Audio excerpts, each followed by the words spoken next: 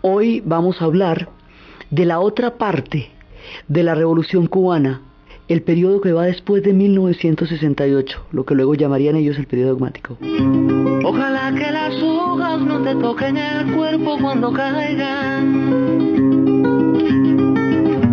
para que no las puedas convertir en cristal. Ojalá que la lluvia deje de ser milagro que baja por tu cuerpo. Ojalá que la luna pueda salir sin ti. La vez pasada estábamos viendo cómo surgió el fenómeno de la Revolución Cubana. Los análisis posteriores que se hacen, es decir, los análisis que se están haciendo actualmente, dividen esta revolución en tres periodos. Un periodo romántico, que fue el que vimos que va desde el momento en que ellos se toman el poder hasta 1968, más o menos, digamos, hasta la entrada de las tropas soviéticas a Checoslovaquia. Más o menos es la primera parte. Un periodo que ellos llaman dogmático, que es el que lo llaman dogmático porque cuando se apartan de él dicen que se van a apartar del dogmatismo de la Unión Soviética. Entonces por eso lo llaman dogmático, que va a durar desde 1968 hasta el momento en que cae la Unión Soviética, hasta los 90. Y otro periodo que se da a partir de la caída de la Unión Soviética, que se conoció con el nombre de el periodo especial.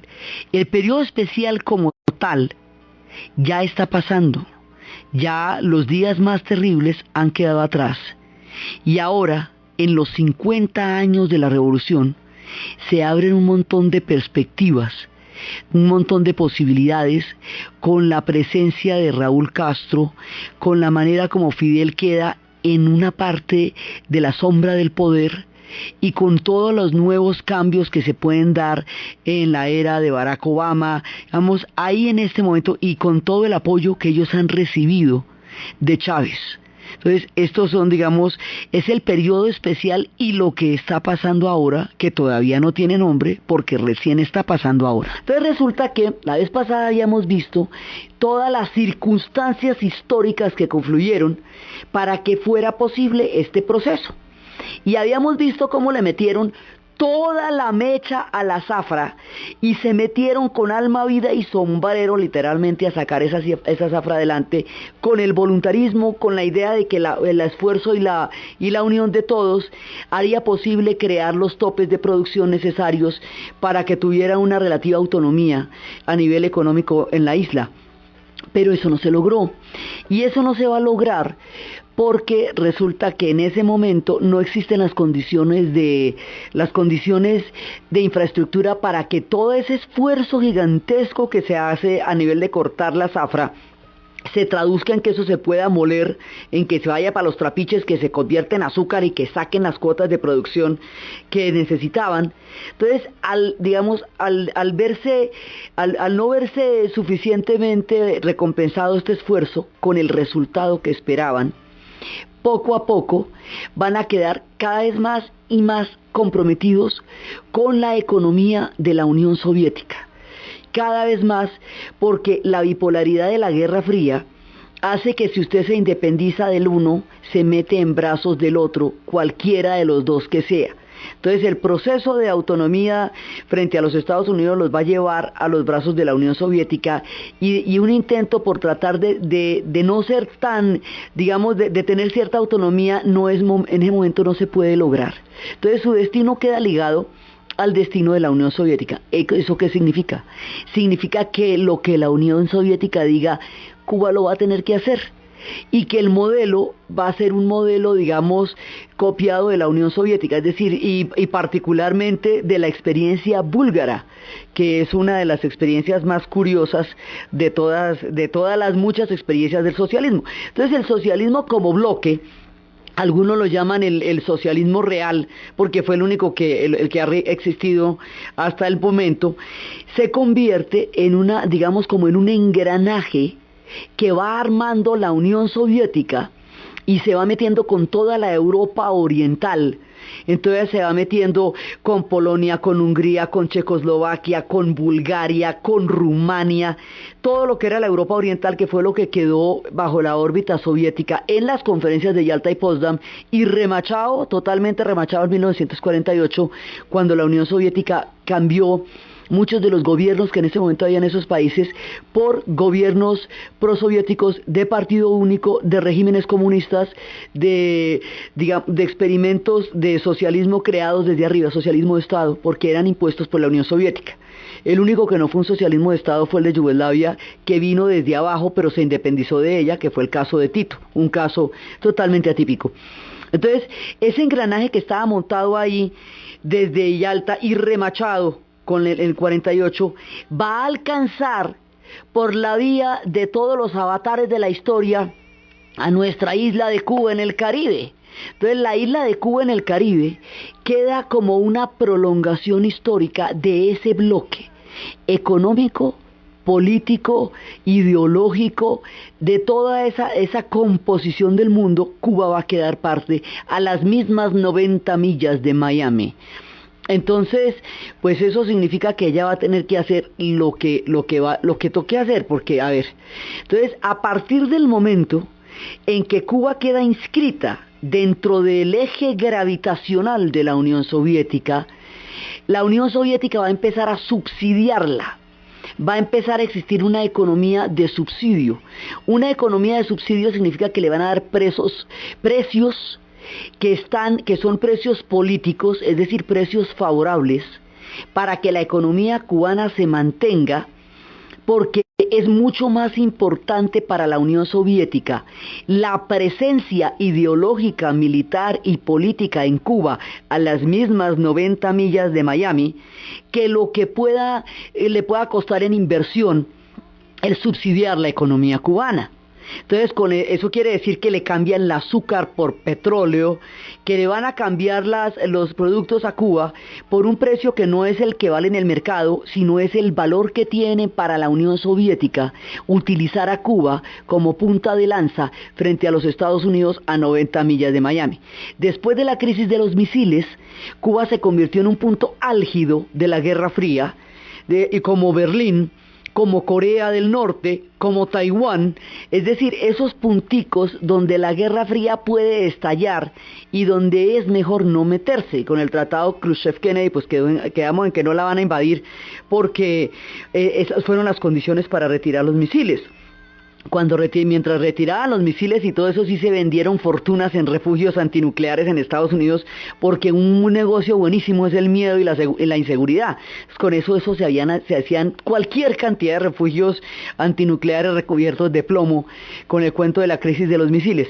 Pero finalmente la crisis de los misiles deja a Cuba convertida en un punto candente de la Guerra Fría, candente, y la mete muy profundamente dentro de la órbita soviética, porque fíjese que cuando retiraron los misiles de ahí, pues ni siquiera le consultaron a Fidel Castro, se lo retiraron lo mismo que se los pusieron. Entonces ya quedó claro. Entonces la presencia soviética en la historia de Cuba, pues va a ser total y definitiva, tanto que el día que se caiga la Unión Soviética, a Cuba se la va a llevar el que la trajo, y eso es lo que se llama el periodo especial, porque si dependía completamente de la otra economía y se cae la nave madre, pues las navecitas nodrizas se caen con ella. Entonces, pero Cuba, con estos subsidios, con la economía subsidiada, con la cantidad de ayuda, Cuba está totalmente bloqueada por parte de los Estados Unidos, y es decir, por parte de América Latina, a través de la influencia de los Estados Unidos en la OEA, Cuba queda completamente bloqueada. Entonces, el contrapeso del bloqueo es la gigantesca ayuda soviética que está viniendo por el otro lado, y que es lo que la hace, digamos, un centro de la Guerra Fría, un eje de la Guerra Fría en toda la época en que la Guerra Fría duró. Entonces, ¿qué es lo que hace Cuba con los subsidios? Digamos, Cuba con los subsidios va a lograr una de las cosas que en el continente no se había logrado jamás y que todavía está por resolverse en la mayoría de las sociedades: la cobertura de la mayoría de su población o sea, casi la totalidad de la población, de educación y salud y deporte. Entonces, a partir de ese momento, realmente los cubanos empiezan a leer, a escribir, a tener un muy buen nivel de educación, a tener un muy buen nivel de salud, una salud estatal, gratuita, y un desarrollo de la medicina que aún aguanta con todo y las dificultades que han venido atravesando en todo lo que se llama el periodo especial. Se construyó un sólido sistema de salud, ejemplo para el continente, y un sistema de educación muy cimentado, que les dio al pueblo el convertirse en un pueblo letrado, en un pueblo instruido, altamente capacitado, y un sistema deportivo que los convirtió en los que ganaban todas las medallas de oro y todas las medallas de plata en todas en las contiendas regionales, en los Panamericanos. Entonces empiezan las figuras como Santorena, como Aurelia Pentón, como todos los grandes atletas cubanos, boxeadores cubanos, y se vuelven imbatibles porque meten toda la ficha al mérito deportivo y se vuelven unos atletas absolutamente poderosos. Y en todo ese tiempo el fantasma del hambre queda conjurado durante mucho tiempo en este periodo de su historia. Y es cuando las cartillas, la comida se reparte por la cartilla de racionamiento. Es decir, por cartilla de racionamiento a usted le dan un mercado mensual. Ese mercado en aquella época pues tenía arroz, tenía aceite, tenía carne, tenía todo, y tabaco y ron, que para ellos es parte de la canasta familiar. Entonces, hubo un momento en que la vida era austera, el nivel de consumo era bajito, digamos, era una vida modesta, sencilla, sin ningún tipo de lujos, sin artículos de consumo, sin mayores artículos de consumo, pero la misma para todo el mundo. Entonces todo el mundo comía, todo el mundo se educaba, todo el mundo hacía deporte y todo el mundo seguía bailando, porque eso siempre ha pasado. Entonces el lograr las necesidades básicas de una población que ha carecido durante tanto tiempo de ella, es lo que le va a dar todo el brillo y el orgullo a la revolución, por un lado, y por el otro lado, la integración de lo que va a ser una población que estaba completamente segregada, porque los conflictos entre los negros, los mulatos, los blancos, los jabaos, van a ser grandísimos en toda la historia de Cuba. Acuérdense que en la misma independencia no se han puesto de acuerdo para la foto. Los blancos no sabían si realmente se querían independizar de España, o si querían y que hacer una nación con los negros y los mulatos o no, y el ejército era mulato, ¿se acuerdan? Esa segregación que se mantiene en las demás islas del Caribe y que hace que en muchas islas del Caribe la población negra, autóctona y original hasta ahora, sea la más marginada y la más excluida de las mismas posibilidades de empleo de la isla.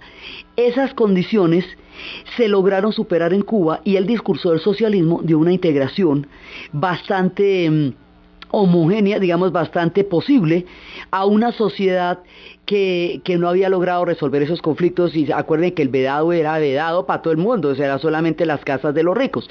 Entonces, esos son los logros, digamos, en ese contexto, y eso es lo que le va a dar como el brillo, el triunfo, la sensación de triunfo a la revolución. Se redistribuyen todas las casas del vedado, todas las casas del vedado se van a redistribuir, y La Habana la van a dejar intacta. La Habana queda intacta porque además La Habana se consideraba como La Habana de la pachanga, como La Habana de los 50. Lo único, esa queda detenida en el tiempo, y el hecho de que quede detenida en el tiempo es lo que da la sensación hoy día de llegar a un viaje del pasado, porque ella quedó detenida en el tiempo.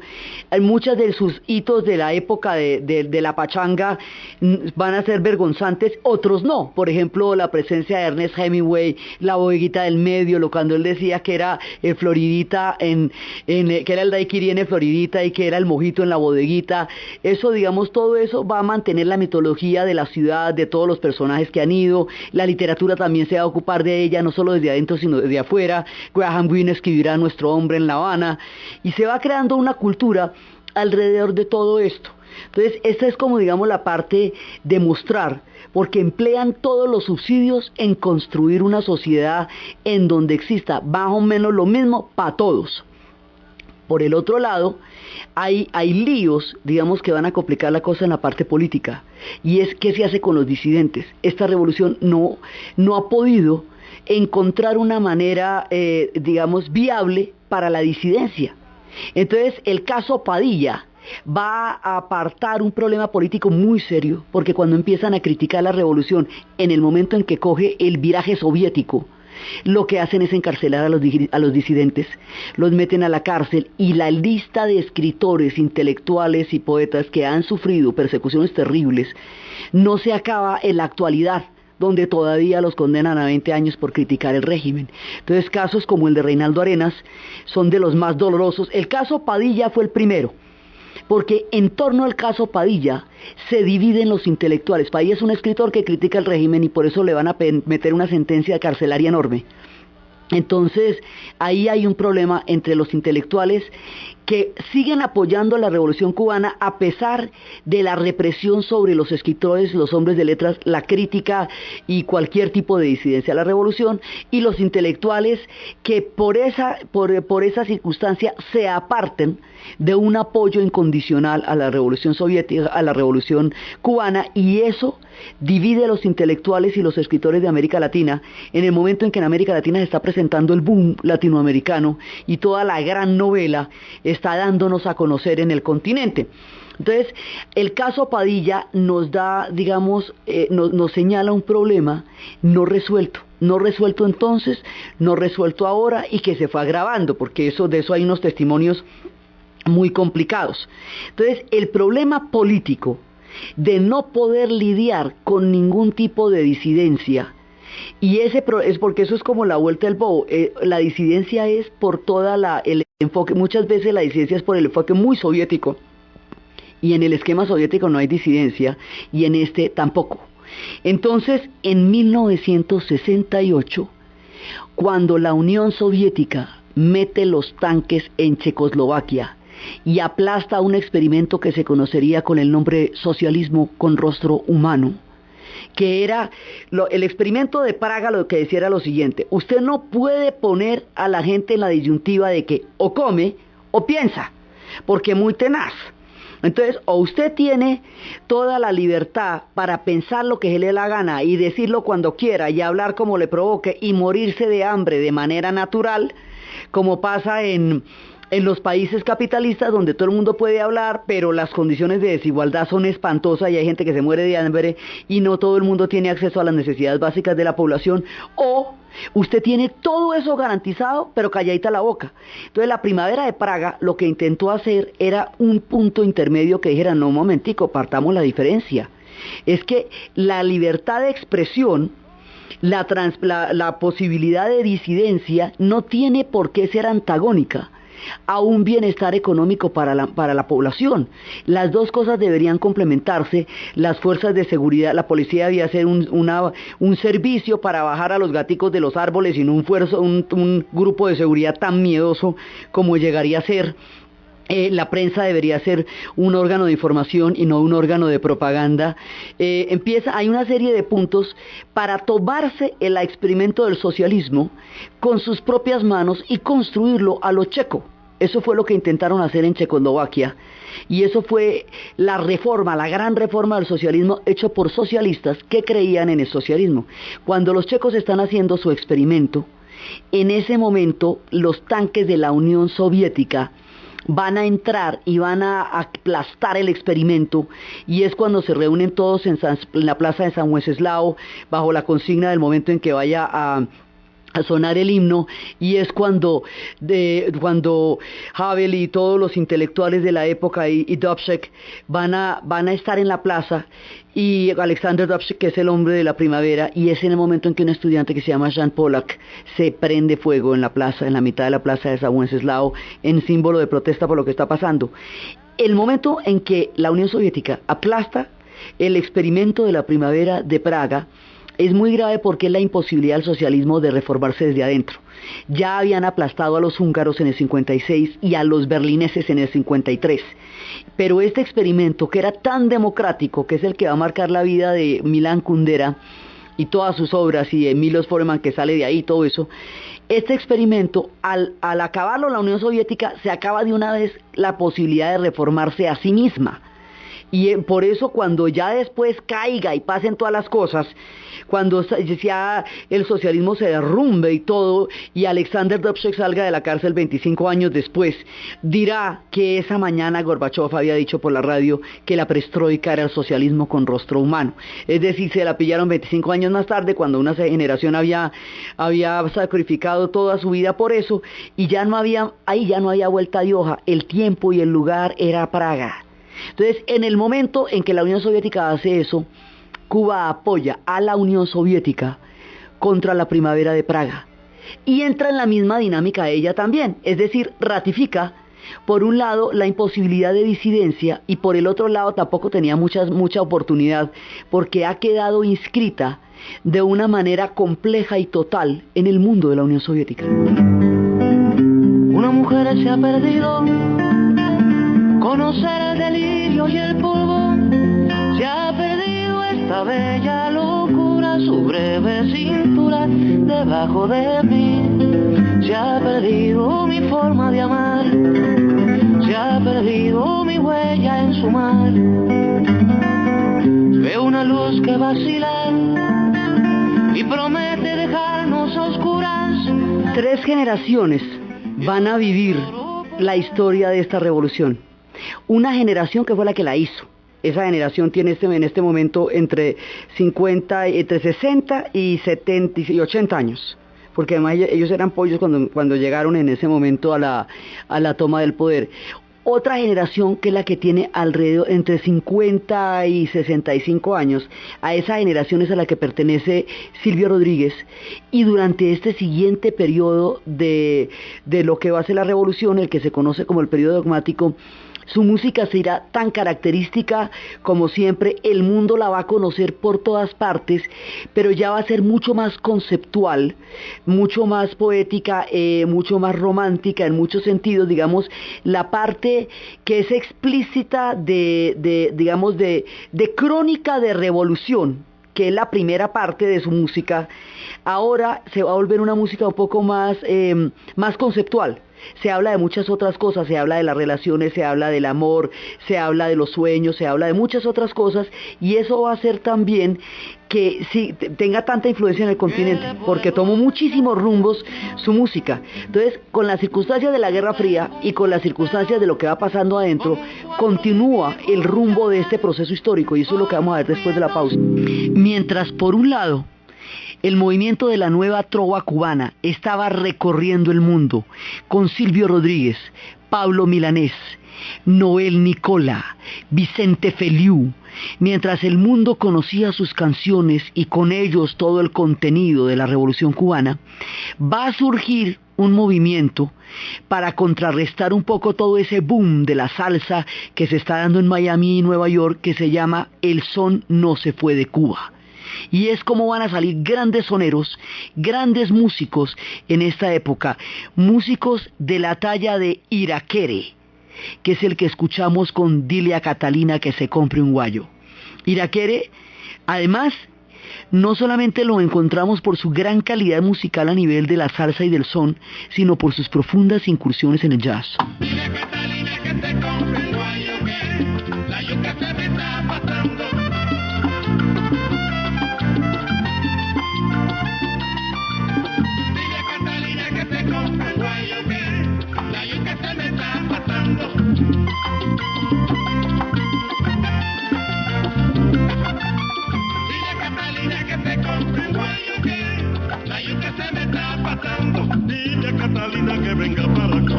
Con ellos vienen otros movimientos, los bambán, con la sandunguera y con toda la tradición que ellos van a traer y con todo lo que los hemos visto desde entonces.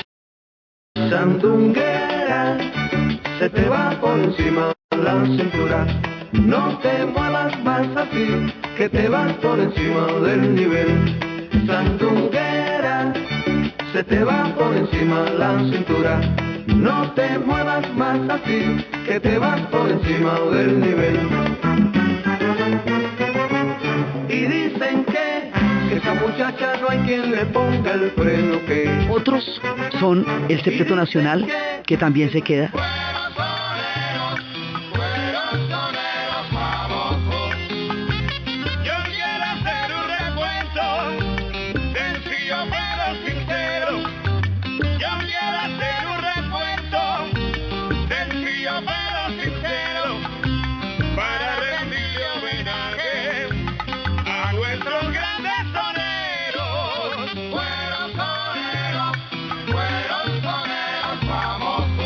Celina, ya después de la muerte de Reutilio, se queda en la isla también. Misericordia, Virgen de regla, misericordia, reina del mar, para tus hijos que están tan solos y necesitan la caridad. Agua te pido, yema y elote, agua te pido para limpiar el caminito por donde cruzo, agua bien clara, mi yema ya.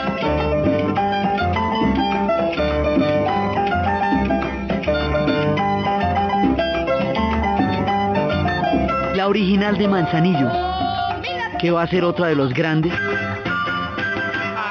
de llegar al baile, acabo de llegar a la fiesta, acabo de llegar contento, acabo de llegar con mi prieta.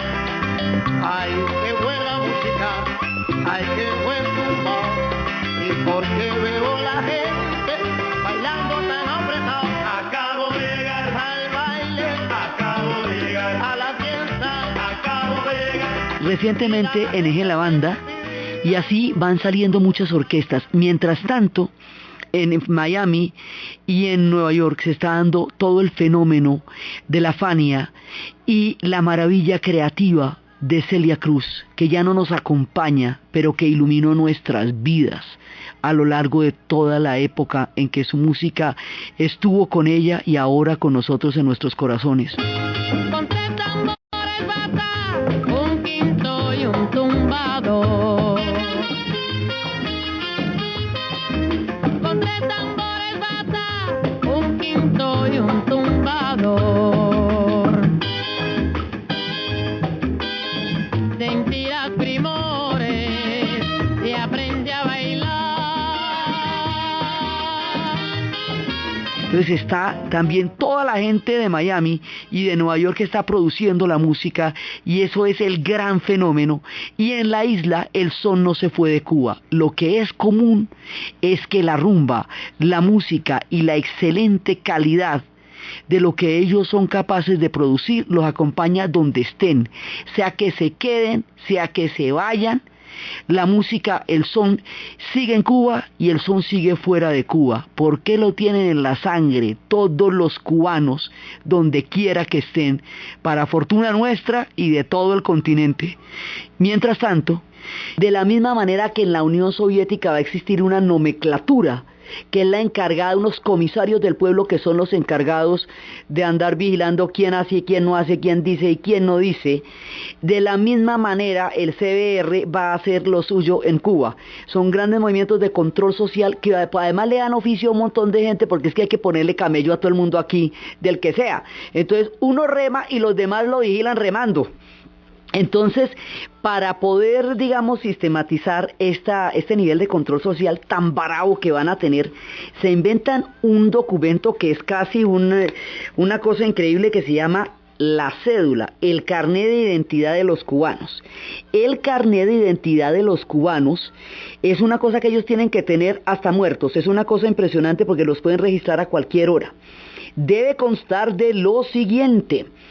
Entonces viene a constar de nombre, apellido, lugar de nacimiento, número de identidad, oficina que le entregó el carnet, foto del titular, estado civil, oficina del registro, municipio, provincia, día, mes, año, apellido del cónyuge o los cónyuges. Dan 4 lugares para los cónyuges, después les explicamos por qué, cómo van las relaciones por allá. Hay espacio hasta para 4 matrimonios, más la fecha, lugar de nacimiento, nacionalidad de los cónyuges, los datos sobre los hijos, fecha de nacimiento, número de identidad, 4 páginas destinadas a datos laborales, nombre de la empresa, organismos en que ha trabajado, dirección, firma del administrador, lugares en que ha residido, reseñando hasta 12 páginas para eso, carretera, kilómetro, camino, casa, número, apartamento, localidad, caserío, finca o municipio. También hay otras 5 páginas en blanco para anotaciones especiales. Las anotaciones especiales son terribles, porque cualquiera que los organismos de seguridad reseñan ahí, cualquier tipo de antecedente, y eso usted lo lleva encima a toda hora. Entonces eso se tiene que donar en caso de fallecimiento. Y si a alguien lo cogen y le ponen algo entre la página 22 y 23 y 25, que son las anotaciones especiales, un chico o una chica encontrado con un extranjero, aunque sea simplemente paseando por el malecón o tomando un trago en alguno de los bares destinados solamente a los turistas, se arriesga a ser clasificado como antisocial y puede ser dedicado a la parte de estado peligroso. Entonces, una cédula de estas es una cosa muy complicada, porque es la vida entera suya en una cartilla que le puede pedir cualquier autoridad en cualquier momento. Y esto es uno de los, digamos, de las pesadeces del control social. A usted lo están oyendo donde habla, y a usted le pueden reclamar sus palabras por allá, entonces arrancan a hablar en clave de todo, porque todo el mundo los puede estar oyendo de una u otra manera. Y esa fue otra, digamos, de las características que se dio en esa estructura del llamado socialismo real, y que es precisamente una de las cosas por las cuales se va a dar la perestroika, por estos controles tan bravos que había, que también llegaron a Cuba, a lo cubano. Alrededor de esto hay una burocracia gigantesca, y hay un montón de gente para cualquier actividad, un régimen burocrático parasitario, digamos, que está ahí. Y eso heredado del modelo búlgaro y heredado del modelo soviético. Y hay una película, ellos son fantásticos narrando, son tan fantásticos en su cine como lo son en su música. Y su cine es tan expresivo de sus realidades como lo es su música. Hay una película también de Tomás Gutiérrez Alea que se llama La muerte de un burócrata. Y la muerte de un burócrata es la historia de un obrero ejemplar que fue enterrado por error cuando lo llevó a la familia con su carné de obrero ejemplar entre el ataúd. Sin el carné de obrero ejemplar, la viuda no puede cobrar la pensión que el Estado le debe dar, porque no alcanza a denunciar la defunción del funcionario. Entonces van a buscar una manera de exhumar el cajón para sacar el carné de obrero ejemplar. Y esto es una pesadilla burocrática, que el proceso de Kafka es un cineclube por la mañana al lado de esto, y eso no pueden entrar siempre, a los sellos lo llaman cuños. Cada vez que hacen la cola y van a llegar, ya se va a almorzar el empleado, bueno, una cosa tenaz. Y en un momento dado, desesperado, el hijo de la viuda se monta en el edificio, viola las cerraduras de noche, se mete por las ventanas, trepado por el reloj, abre un cajón, lo fuerza, lo rompe y saca un sello y lo pone en el certificado, y el sello dice: pregúntele a Gutiérrez. Entonces, imaginen el grado de burocracia. La cosa es que terminan exhumando el cadáver sin el sello, porque nunca logran el cuño, que llaman ellos el sello. Entonces el cadáver, le sacan la tarjeta de obrero ejemplar para poder reclamar la pensión, pero después no pueden volver a enterrar el cadáver porque lo sacaron ilegalmente. Entonces son todas las vueltas para poder enterrar el cadáver que lo habían desenterrado ilegalmente. Y como esto es en La Habana, y allá los veranos son durísimos, entonces con ese hielo del verano, con ese calor del verano, todos los vecinos prestándole hielo para que no se le descomponga el cadáver, mientras la oficina le da el permiso para volverlo a enterrar. Eso es una cosa impresionante, hasta que deciden volverlo a enterrar como sea y por encima de lo que sea. Y en el cementerio de La Habana se arma una trifulca de padre y señor entre los funcionarios, los oficinistas, los burócratas, la viuda, el hijo y el pobre señor del cajón que lleva derritiéndose en el calor de La Habana.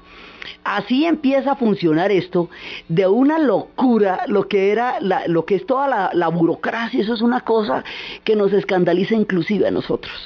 Entonces, en ese momento, digamos, esto funciona, pero funciona más o menos, digamos, ahí, o sea, ellos hacen como que trabajan, otros hacen como que les pagan, y ahí va la cosa. Pero de todas maneras, esto es posible porque es una economía subsidiada. Entonces, como es una economía subsidiada, produzca o no produzca, funciona, porque el papel político que tiene es mucho más importante que la productividad misma. Ahora, se dan grandes avances a nivel de la bioquímica, a nivel a nivel de la medicina, a nivel de todo la investigación, de la ciencia y de la educación. Eso empieza a dar crecimientos, digamos, cualitativos al pueblo cubano durante este periodo. Y por el otro lado, pues a nivel de productividad, esto es mucho más lo simbólico, Y a nivel de funcionamiento, pues la burocracia es impresionante, como también lo era en la Unión Soviética, donde para poder comprar un parte en el extremo de la Siberia, había que mandar una orden desde Moscú, que cuando llegara allá, pues ya había pasado el verano o el invierno, o lo que quiera que fuera el punto en donde se hizo el pedido. Eso, digamos, esos sistemas totales de eso, cada uno de esos sistemas que van a afectar a la Unión Soviética, afectan a todos los demás. Y el día que se caiga ella, pues se caen todos los demás, porque alrededor de ella es que están. Ahora, estos subsidios los van a pagar los cubanos de una manera terrible. Los van a pagar porque la Unión Soviética se va a meter en África.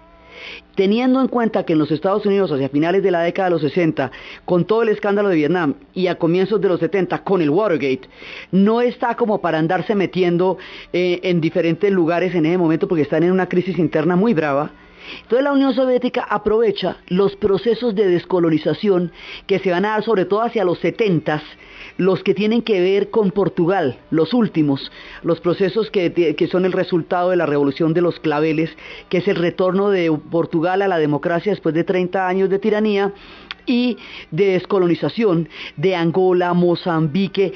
Entonces, ese proceso africano lo va a aprovechar la Unión Soviética solita para apoyar a las nuevas repúblicas nacientes, a los nuevos países africanos, unas fracciones contra otras, para asentarlos dentro de su dominio, porque recuerde que todo el mundo está jugando la Guerra Fría, y en África ella juega sola. Entonces, en África no, digamos, los partidos políticos en realidad es confrontaciones tribales, porque en África la tribu es una nación. Entonces, si Zambia tiene 72 tribus, pues Zambia tiene 72 naciones, porque los países en África no representan las culturas en ellos contenidos, sino los repartos que hicieron de ellos los europeos. Entonces, estas fracciones tribales, que en realidad es como África tiene que resolver su propia geopolítica, van a quedar metidas dentro de la esfera soviética. Los soviéticos van a apoyar un bando contra otro, pero de la manera más sinvergüenza. Eso quiere decir que durante 20 años apoyaron a Eritrea en su separatismo contra Etiopía, hasta que un día subió un gobierno procomunista y prosoviético en Etiopía, y entonces apoyaron a Etiopía contra Eritrea, y empezaron a matar a los eritreos que antes habían sido sus aliados contra los etíopes. El pacto fue el siguiente, y fue una tragedia. El pacto es que la Unión Soviética va a llenar esos conflictos de armas, y los hombres los van a poner los cubanos.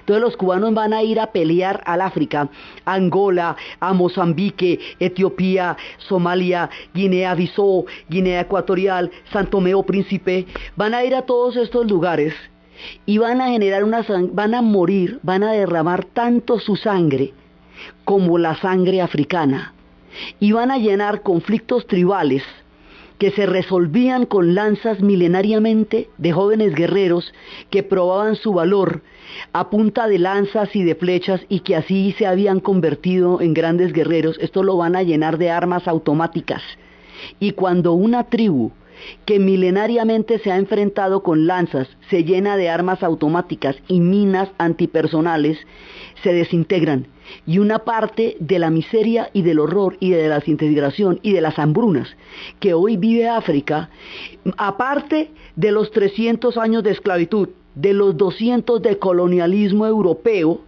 aparte de esa siniestra ensañarse contra estos pueblos, también va a ser por la intervención soviética con la carne de cañón de los cubanos. Unos y otros, cubanos y africanos, quedan despedazados en lo que se llamó el internacionalismo solidario, pero que en realidad era la cuota de la Guerra Fría para la Unión Soviética en África.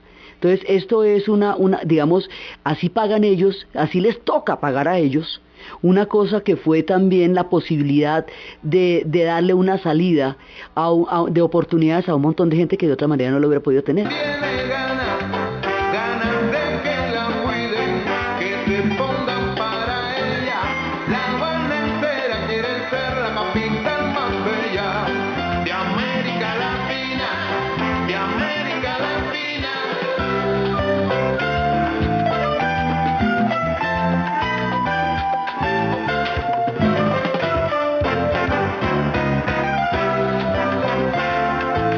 Simultáneamente, mientras se están dando todas estas sangrías en África, de lo que nadie habla y de lo que nadie dice, y para eso no hay canciones, y nadie cuenta esas historias, y esta gente la devolvieron en el 91, con un montón de historias tristes que todavía estamos lejísimos de saber. Simultáneamente, también en los 80 van a darle a La Habana una cantidad de plata para remodelación, y empiezan a echarle pinturita a La Habana, que no se le había pasado un trapito desde el día de la revolución, intacta estaba ella. Entonces también hay un sentido de construcción de La Habana, y La Habana se crece durante todo este proceso, porque La Habana considera que, La Habana es el epicentro de todas maneras de todo este proceso, y todo el mundo se va pasando para La Habana. Los que vamos escuchando es a los Bambán, y también va a haber otra canción de los Bambán en la cual ellos dicen que no todo el mundo se puede ir para La Habana, porque La Habana no aguanta más, que también hay pizzerías en Oriente, y también hay comida en Oriente. La Habana se va a volver el epicentro, todo el mundo se va a desplazar hacia La Habana, porque La Habana siempre es la que va a llevar, digamos, como la parte más pujante, y mucha parte de La Habana también se va a tuborizar, porque van a llegar cantidades de familias de Oriente, y van a subdividir lo que ya se subdividió para poder pasar, y entonces viene toda esa forma de vida cubana. Todos viven en La Habana, la mayoría viven en La Habana, y nadie puede cambiar de casa ni irse, entonces viven generaciones y generaciones allá, y todos se tienen que aguantar entre todos, y muchas veces se separan pero siguen viviendo juntos porque para dónde cogen.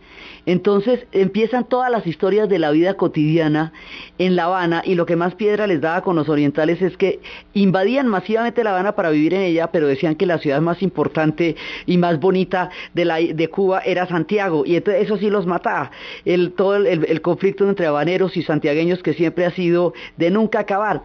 Se va creando todo un mundo totalmente paradójico y contradictorio, lleno de logros, de fe, de optimismo, de errores históricos, de fuerzas de la Guerra Fría que caen encima, de control social, de sangre africana, de rabia contra los disidentes, mejor dicho, de todo. Es muy contradictorio este proceso, y por eso tiene muchísimas maneras de mirarse. Una válvula de escape, cada vez que este proceso se ponía muy duro, había una válvula de escape. Una válvula de escape va a ser el Mariel, puerto por el cual va a salir un montón de gente en los 80s para Miami, muchos de ellos sacados de las cárceles, otros como Reinaldo Arenas, simplemente disidentes que tuvieron que ser forzados a firmar papeles en los cuales ellos quedaban criminalizados para poder salir estigmatizados de Cuba. Se les conoció como Marielitos, y es el primer síntoma de una cosa que mucho más adelante sería un movimiento gigantesco, que serían ya mucho más adelante los balseros. Entonces, la manera como Cuba está ligada a su propia cultura, a su vida cotidiana, y la manera como está ligada a la Unión Soviética, y lo que le pase en el momento en que se cae la Unión Soviética y llegue el periodo especial, y todas las vicisitudes de un pueblo tan complejo y de un proceso tan lleno de matices como este de la Revolución Cubana, es lo que vamos a ver en el siguiente programa.